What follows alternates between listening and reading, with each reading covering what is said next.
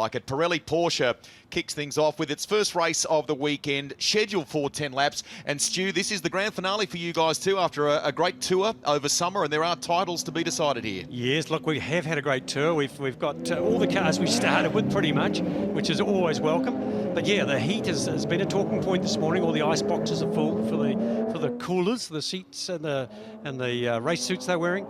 Something we even down south we didn't have too much of that, did we? No, we didn't. Ronan, as we welcome you, I love the variety on offer here. I mean, Robinson here in the 777, in the 944, he's got his eyes on a title. We've got an armada of Boxsters and a couple of different classes of Boxsters too. But you know this track quite well. Tell us a little bit more about it.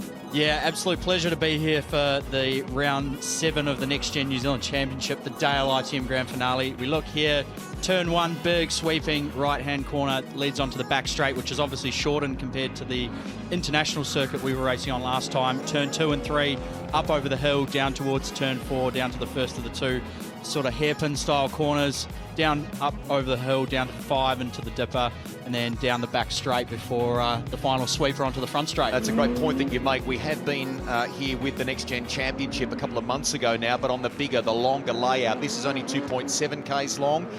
Great little driver's track, this one, and our pole sitter, Daniel Angus, getting around it in 1 minute 5.283 with 2.5 in the pocket over Nicholas Cutfield.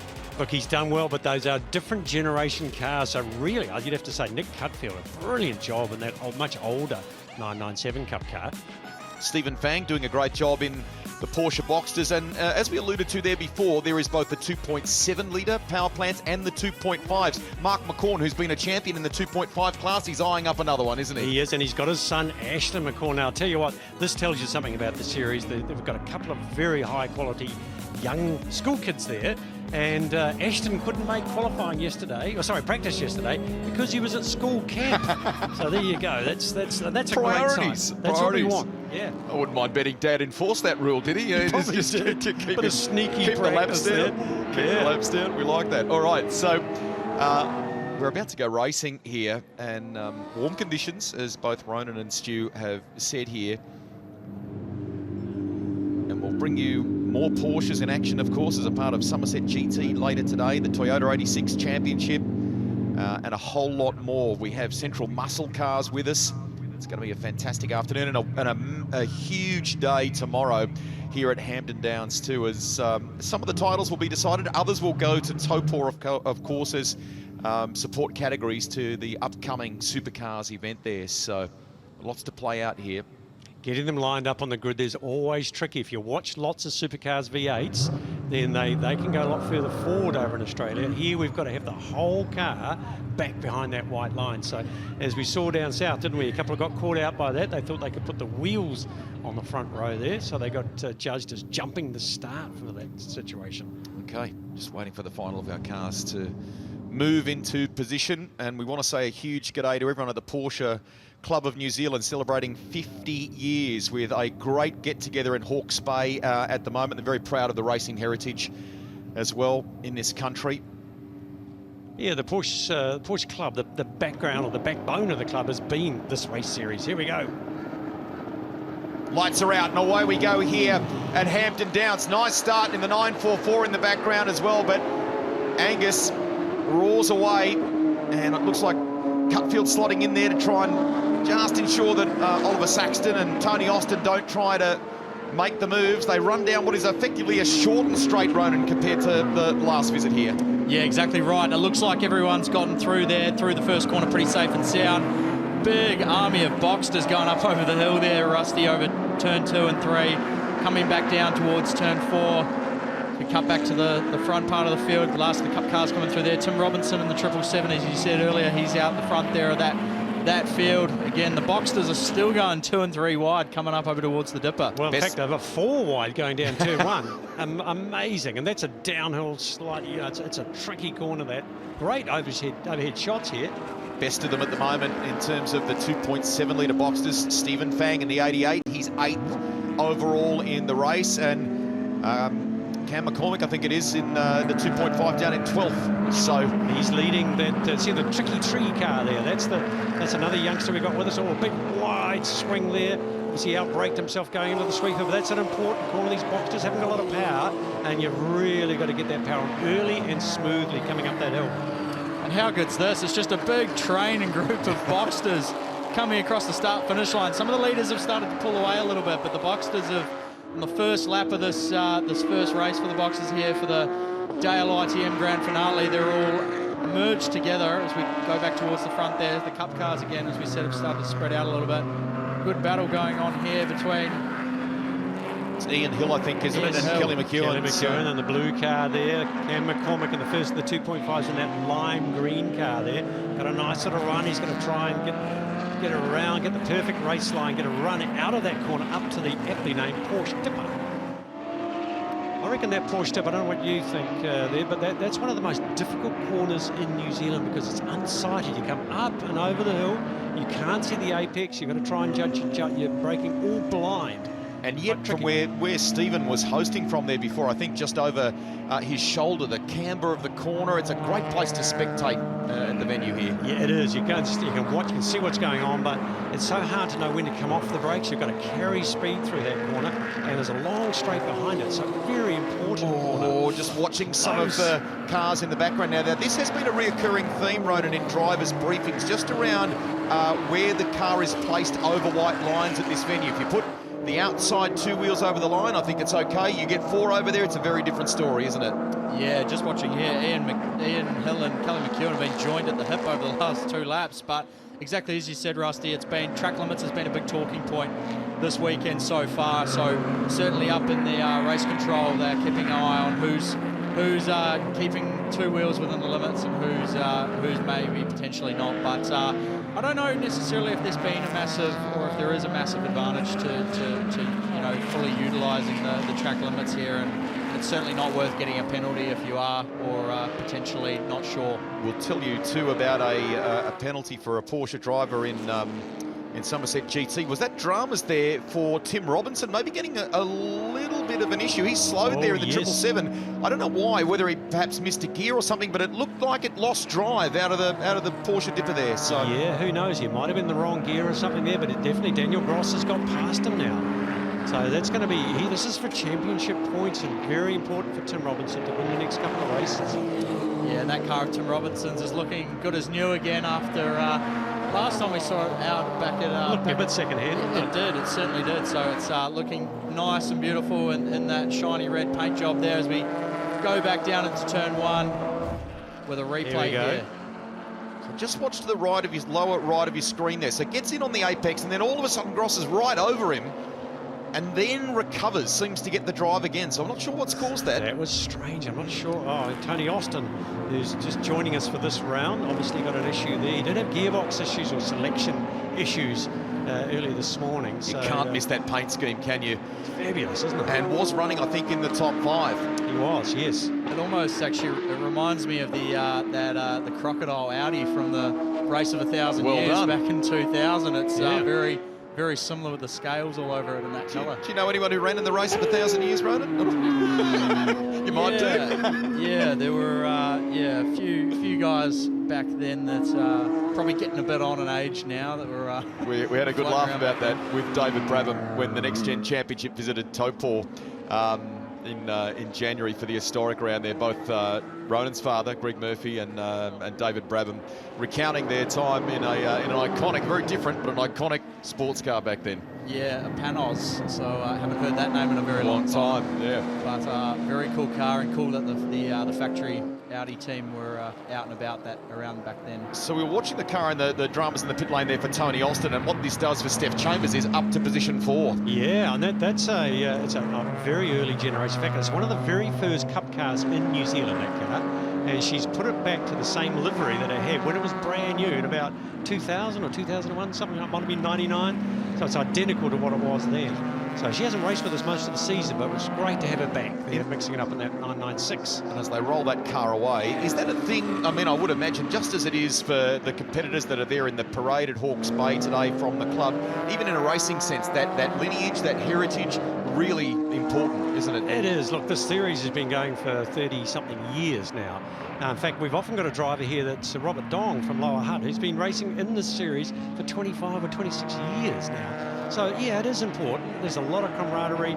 We make sure we foster that. We have lunches and dinners and prizes. And, yeah, it's a fantastic series to belong to. And, of course, the boxers have brought in a new type dimension, of driver. haven't they? Yeah, younger drivers. And a lot of these are available for, you know, arrive and drive, a full lease. Now you just rock up, bring your helmet and your car, race all weekend, leave it there, drive home.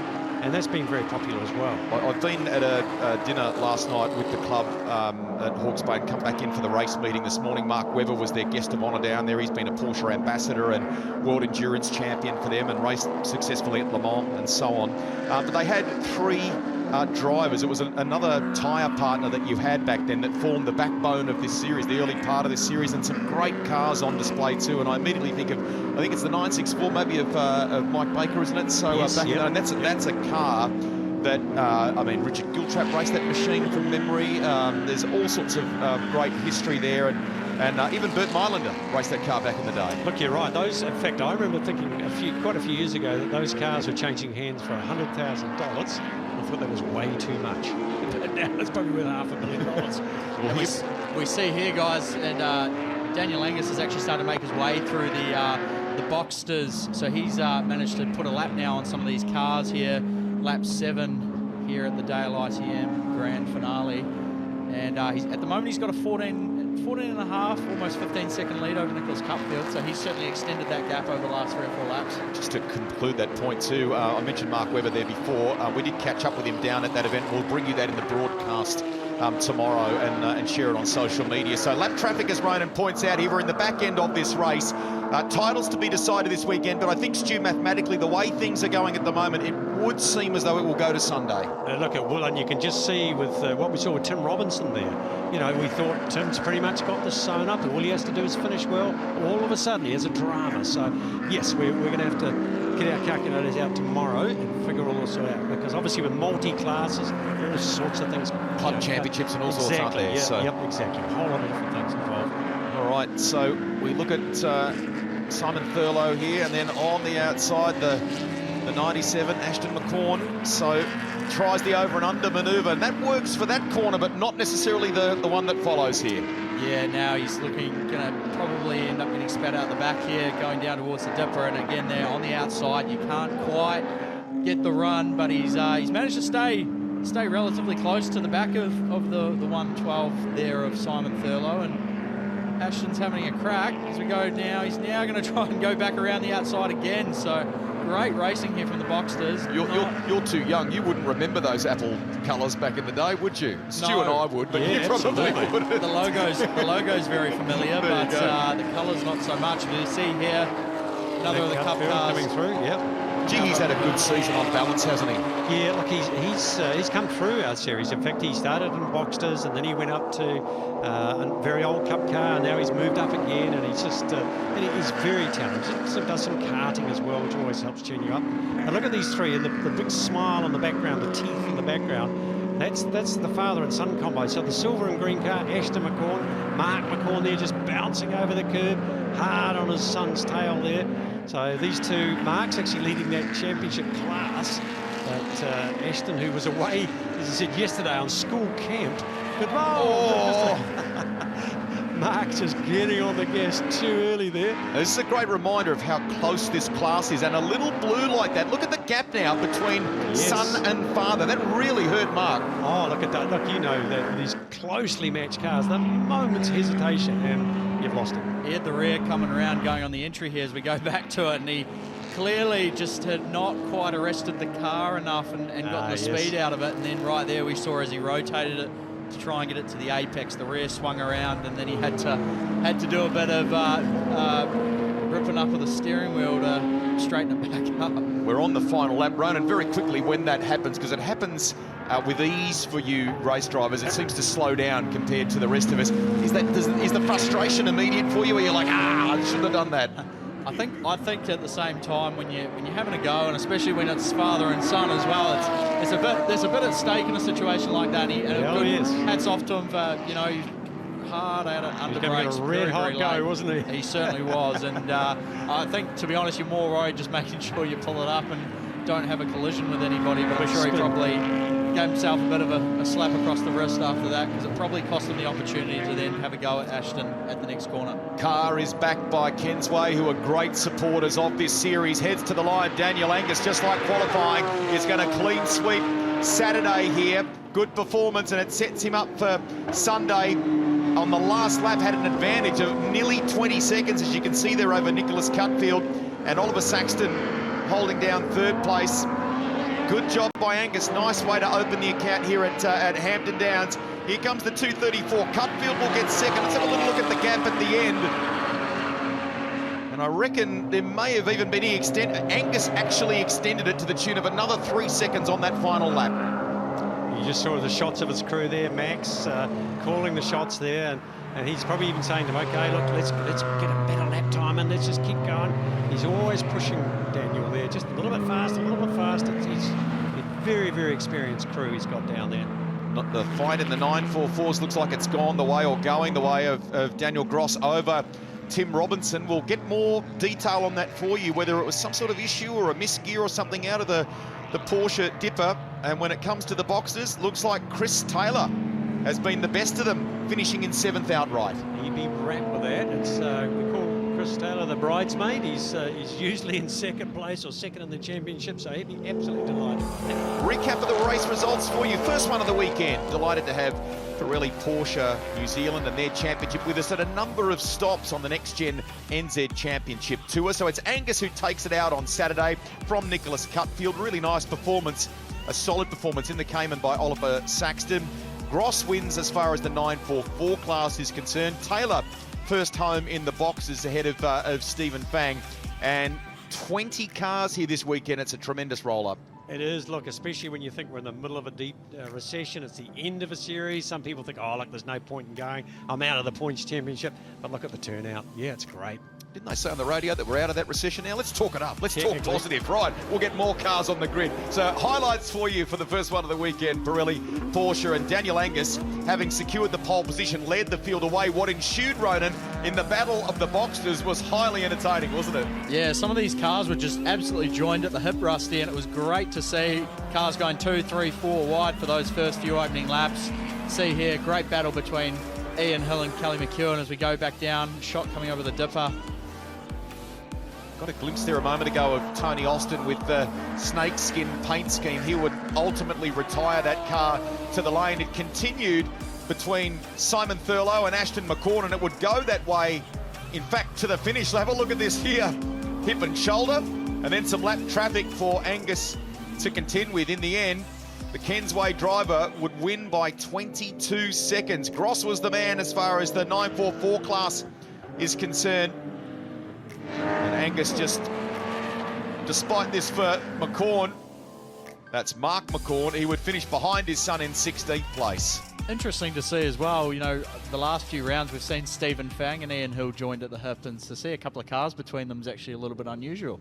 It is, because this is the one track where the 2.5 and the 2.7 boxes are not that different in speed either, so it's great to see. So what we've got on the podium here is the 2.5 boxers. There's Cam McCormick from Tauranga. He won that round, so have a chat to these guys. Yeah, it's going to be, I mean, we will do this. If you're with us for our coverage on the Next Gen NZ Championship, we do stop and celebrate the different classes depending upon the championship. So, you know, in most cases, the people get to have their moment in the limelight, and that is important. Let's go to Stephen. Thank you, Greg. Cameron McCormack wins the 2.4 for the opening race of the weekend.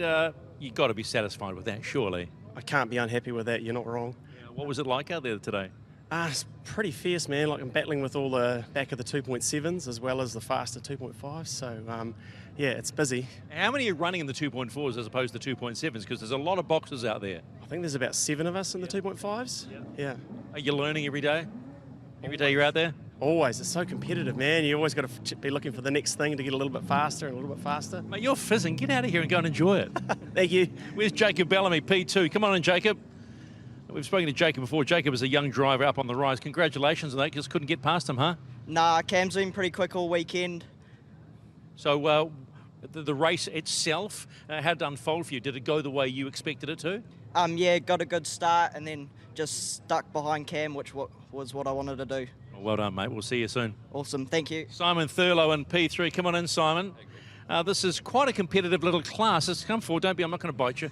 It's quite a competitive little class, the 2.4s, isn't it? 2.5s, indeed it is. I think the top 6 were about 0.7 apart coming into this race. So as far as your progress in this class, are you seeing progress? Yeah, absolutely. I think because it's so tight and we share data between each other, we can figure out where we're slow and speed up. It's really, really collaborative and great fun. Oh, that's far too nice. Get a little bit more competitive.